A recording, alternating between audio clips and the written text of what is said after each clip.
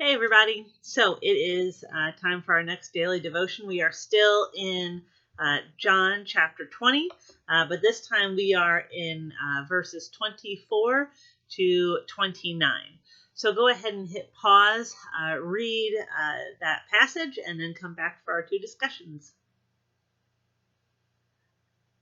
Okay, so first question is, why does Thomas always get such a bad rap? Now, you've probably heard Thomas described as doubting Thomas. And we get that from the text on verse 25. Unless I see the nail marks in his hands and put my fingers where the nails were. Okay, and Thomas is called Doubting Thomas for that part where he wants to physically touch Jesus, then he'll believe. So why does he get such a bad rap for this? I would argue that all the disciples have had this same thought process.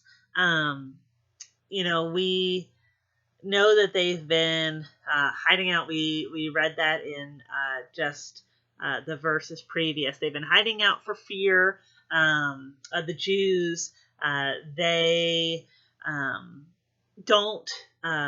Some of them don't believe the women when they come to tell them that Jesus is risen.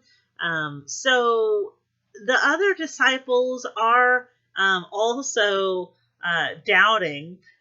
Thomas just gets the wonderful pleasure of being named and put a spotlight on.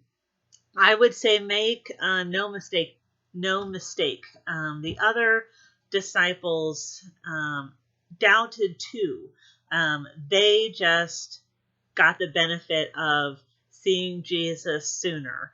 Because even, again, previously the text tells us that Thomas wasn't with them the first time that Jesus showed up. So Thomas has had a similar reaction to the other disciples. He just gets to be in the spotlight for it. And our second question, what assurances do you take from this passage? So what assurances do you take from this passage? I feel like there's many. One just with the whole narrative that you read about Thomas, somebody who is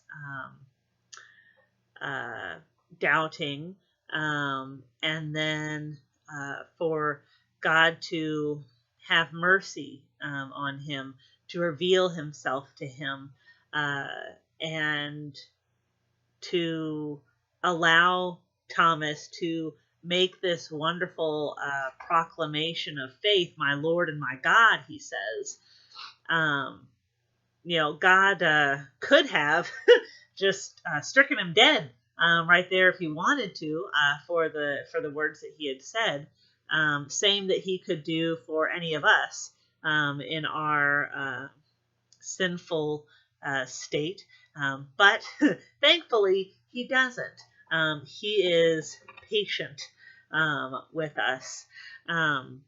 Now, the other one for me personally that I take reassurance is in the very last verse that we read, verse 29, where he said, "Blessed are those who have not seen and yet have believed." And I know that he's talking about me. God right then is thinking about me. And that's wonderful to know. I know that he thinks about me. He cares for me. He loves me. This is one of those very few passages that we have, but there are others where Jesus references the future believers, us.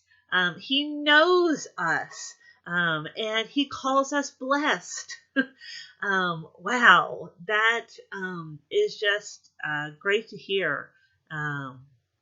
To know that 2,000 plus years ago, God's mind was on us as he talked to people physically in the flesh. So, what other kind of reassurances do you get? Talk about the questions at home. There's additional resources in the notes section. So, we will talk to you guys later. Bye.